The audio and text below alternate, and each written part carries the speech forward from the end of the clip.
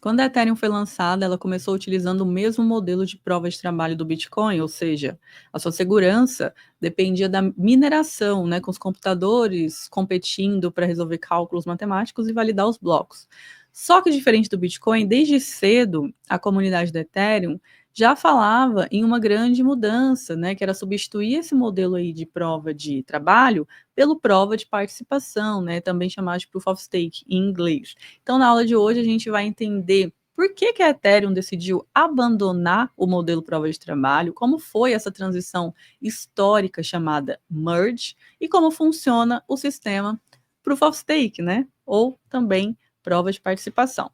Bom, então aqui, até agora a gente já viu que o Bitcoin ele garante a segurança da sua rede através de um mecanismo chamado prova de trabalho, né? E a ideia central do prova de trabalho é que para que a rede concorde sobre qual é o próximo bloco válido de transações, alguém precisa fazer um esforço computacional, alguém precisa fazer um trabalho que comprove que ele não está ali tentando gastar, né? Não está ali tentando enganar o sistema.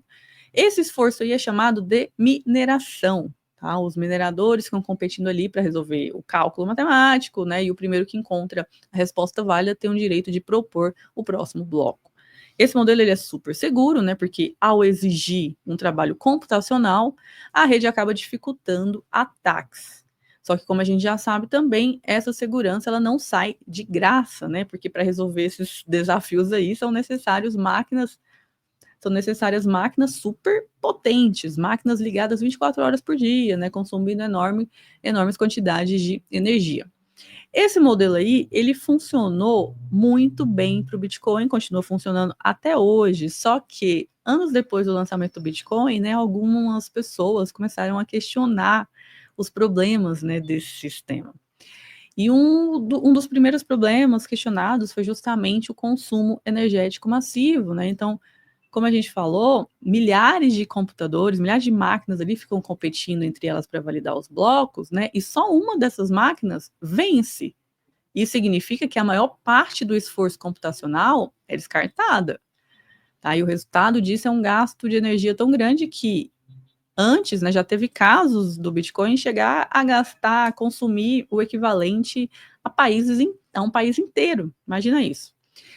Hoje em dia já não é o caso mais, tá? Porque houve avanços significativos e hoje cerca de 52% da mineração do Bitcoin já vem de fontes sustentáveis, né? Principalmente de hidrelétricas, né? Eólica e nuclear.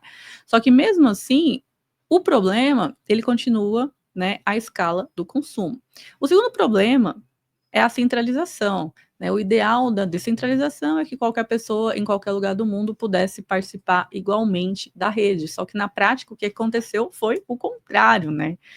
Hoje, por exemplo, apenas 6 grandes pools de mineração são responsáveis por mais de 90% de todos os blocos minerados no Bitcoin.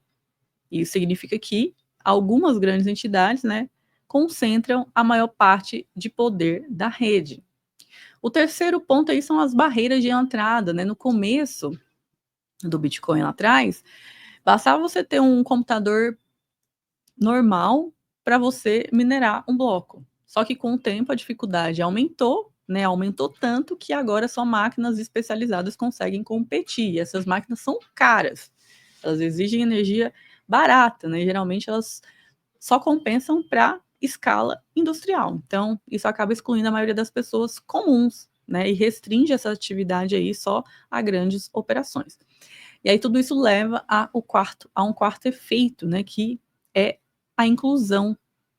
Então, a rede que deveria ser aberta a qualquer pessoa acaba dominada, né, por quem tem infraestrutura pesada e acesso a capital.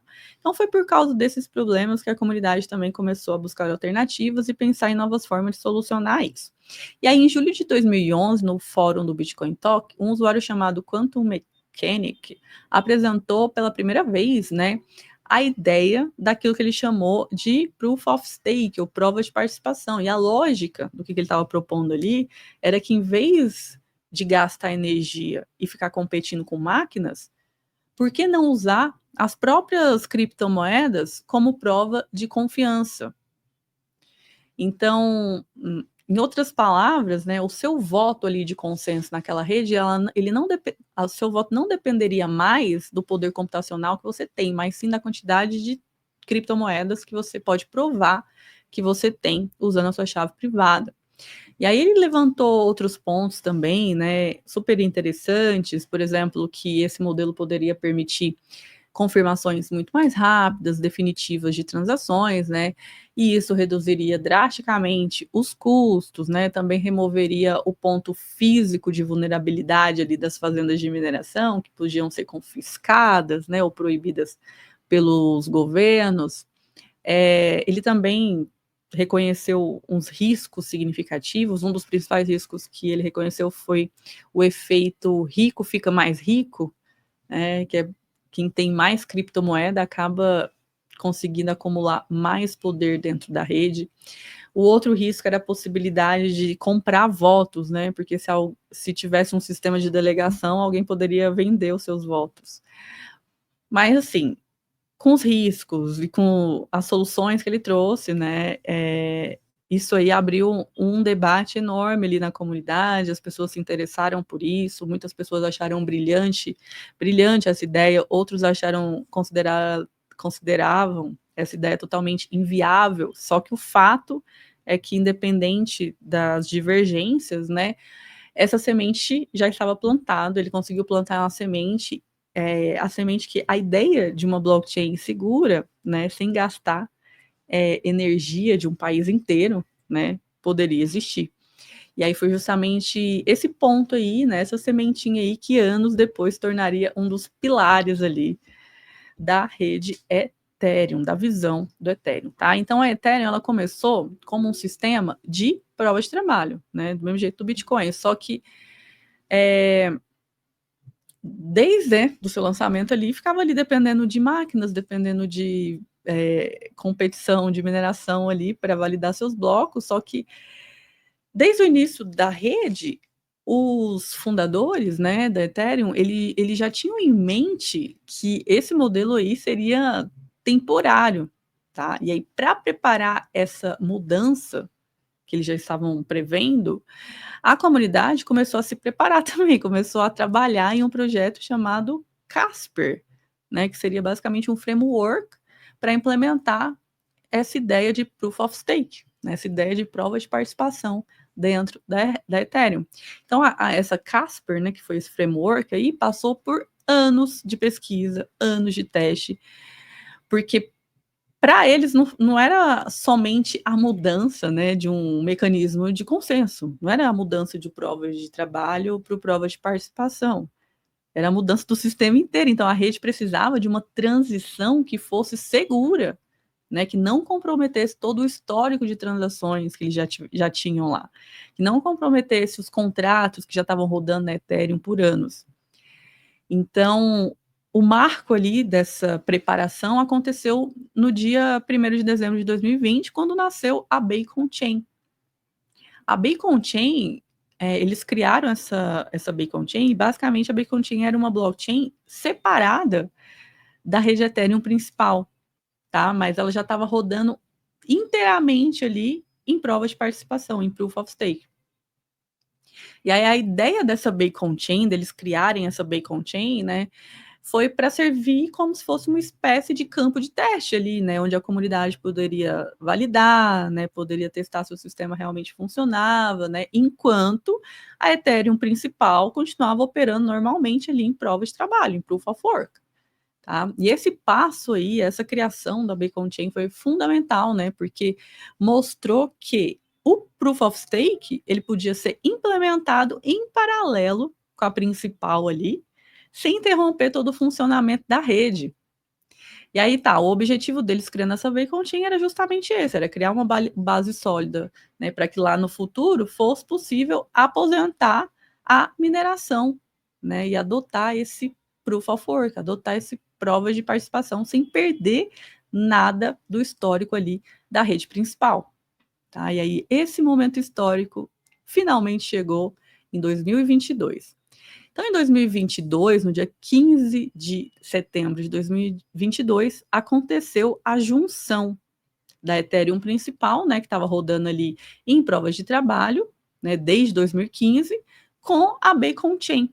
né, que já estava funcionando em prova de participação desde 2020. Então, nessa imagem, vocês podem ver que lá em cima em vermelho tem a rede principal do Ethereum, rodando em Proof of Work, rodando em prova de trabalho, e embaixo ali em paralelo tem a Bacon Chain. E a Bacon Chain está em verdinho. E aí lá em 2022 eles fazem a junção, né? Eles fazem a junção dessas duas redes de forma perfeitamente. E esse processo aí ficou conhecido como merge, né? Porque literalmente uniu as duas redes, essas duas peças diferentes em uma única cadeia, tá? Então, na prática, imagina assim, você trocar o motor de um avião em pleno voo. Foi basicamente isso, eles trocaram o motor do avião deles ali em pleno voo. Né? Por quê? Porque a Ethereum ela já estava carregando milhões de dólares ali em valor de mercado, né? Tinha milhões de aplicativos descentralizados rodando na rede, milhões de aplicativos de contratos inteligentes, né? Tudo rodando ali todo dia. Eles não poderiam travar o sistema, não poderia criar uma do zero. Eles tinham que migrar, eles tinham que fazer uma junção de fato das duas redes. E aí, com tudo isso rodando, com tudo isso acontecendo na rede, mesmo assim, eles conseguiram fazer essa substituição aí sem interromper a rede, né? Sem perder nada do histórico. Então, todas as transações que estavam ali na rede do Proof of Work, né? Todos os saldos, tudo que tinha lá, foram preservados. E qual foi, né, o impacto disso? O impacto disso foi extremamente imediato em relação ao consumo de energia, né? A Ethereum, de um dia para o outro, o consumo de energia dela caiu para cerca de 99%, né? De um dia para o outro, assim, né? E acabou eliminando a necessidade de mineradoras, né? E as mineradoras foram substituídas ali pelos validadores, né? Que participam do consenso por meio de staking de Ether, que a gente vai falar logo mais à frente, tá? Só que o merge, nesse momento aí, ele não foi também somente sobre economia de energia, ele também criou melhores condições para implementar outras melhorias ali de escala, como, por exemplo, o sharding e também a integração mais eficiente de soluções de segunda camada, né, que são os famosos rollups. Tá? Então, sem dúvida aí, esse foi um dos maiores momentos, maiores eventos da história das blockchains, tá? E a partir daqui, né, o que muda de fato é o papel dos validadores, que agora eles são os responsáveis por propor, né, e aprovar os blocos na rede da Ethereum e não mais os mineradores. Então, quando a gente olha aí para o merge, né, e para a adoção do Proof of Stake na rede da Ethereum, a grande vantagem foi justamente o consumo energético, né? Com essa transição aí, o gasto da rede caiu cerca de 99,95%, tá? Aí na prática, o que aconteceu? Basicamente, a Ethereum deixou, né, de precisar das fazendas de mineração e passou a ser validada apenas por validadores em staking, né? Sem desperdiçar ali eletricidade em cálculos de competição. Beleza, então aqui eu trouxe um fluxo de como que funciona esse Proof of Staking ali na prática, tá? Então, primeiro, né, o que a pessoa precisa fazer para ela participar da rede e fazer a validação ali dos blocos? Qualquer pessoa que queira ser um validador pode ser um validador, só que para isso ela precisa ter 32 Ether. 32 Ether, porque ela precisa apostar essas criptomoedas, esses 32 Ethers, na rede da Ethereum. Ela precisa depositar esses 32 Ether na rede da Ethereum, tá? Isso no caso da Ethereum, tá? Porque outras redes de blockchains que também usam o sistema de Proof of Stake, que usam o sistema de prova de participação, cada um tem a sua regra. No caso do Ethereum, você precisa depositar 32 Ether, tá? Tem como você também participar, tipo, sem ter esses 32 Ethereums, esses 32 Ethers, tá? Mas eu vou falar isso no próximo slide. Depois de você ter depositado esses 32 Ether, porque você quer ser um validador, em seguida, né, um algoritmo ali que é pseudo-aleatório, ele escolhe quem vai ser o próximo validador e propor um bloco. esse processo aí do Proof of Stake, ele não é totalmente aleatório, né? Então, quanto mais moedas você tem em staking, maior é a sua chance de ser escolhido para validar os blocos. Só que mesmo assim ainda existe também uma sorte ali envolvida para evitar uma concentração absoluta, e isso que eles chamam de pseudo-aleatório, tá? O terceiro passo acontece quando o validador, né, selecionado para propor um novo bloco, através desse sistema de pseudo-aleatório, uma pessoa ela é selecionada para validar o bloco, então o que ela faz? Ela vai reunir todas as transações, né, que estão na fila ali de espera, organizar elas e criar o bloco, tá? E depois disso, esse bloco, ele não é aceito automaticamente, né, como a gente já sabe, ele precisa passar pela verificação. Então, outros validadores, eles precisam verificar se está tudo certo, precisam checar se as transações elas são válidas, se não tem uma tentativa de gasto duplo, né? Se aquele bloco está seguindo as regras ali da rede. Aí, se tudo tiver certo, o bloco é adicionado à blockchain, tá? Ele é adicionado àquela blockchain existente, dando continuidade ali ao histórico dos blocos, tá? Tem um ponto essencial aqui. Caso o validador ele é um malicioso, quer fazer alguma coisa errada ali, o que acontece com ele? Ele tem uma penalidade, tá? Se a pessoa ela tenta agir de maneira errada dentro da rede, ela pode perder parte, né, ou todo o valor que ela colocou ali em staking. E isso é chamado de slashing. Isso é o sistema de slash é muito importante para a rede, porque é isso que garante que as pessoas queiram agir de maneira correta. Porque se elas agirem de maneira errada, elas vão perder os 32 Ethers que elas depositaram, tá? Mas se a pessoa ela faz tudo certinho, o que acontece por final? Né? O validador ele vai lá receber a sua recompensa. Né? Ele recebe, ele ganha as priorities fees das transações que são incluídas no bloco e também uma emissão de novos Ethers, né? Feita pelo protocolo ali como incentivo. E aí esse processo aí de Proof of Stake, no qual você precisa depositar Ether, ao invés de precisar de máquinas superpotentes para competir uma com as outras para validar os blocos, ele acabou substituindo, né, completamente a mineração, né, o prova de trabalho. Então, em vez de gastar energia, a Ethereum, ela agora garante a segurança da sua rede através de incentivos econômicos, né? Quem participa ali do consenso arrisca o seu próprio capital, né? A pessoa tem que depositar uma quantidade significativa de dinheiro ali, basicamente, para manter a rede funcionando. E quem age de maneira errada perde esse depósito feito aí. Bom, então aqui a gente chega na parte das diferentes maneiras de você fazer um staking, né, para você ajudar a validar, a cuidar da segurança da rede. Então, como que as pessoas elas podem participar do Proof of Stake? Então, basicamente, existem 3 formas de fazer staking no Ethereum. A primeira é o staking direto, como esse caso que eu acabei de falar, né, como um validador solo, né, nesse modelo aí, a pessoa ela precisa ter 32 Ether, né, ela tem que montar a sua infraestrutura, ela tem que rodar os softwares ali, né, os softwares necessários que precisam ficar 24 horas por dia ligados, né? Esse é o jeito aí mais descentralizado de participar, porque você não precisa depender de ninguém, você faz tudo sozinho, né?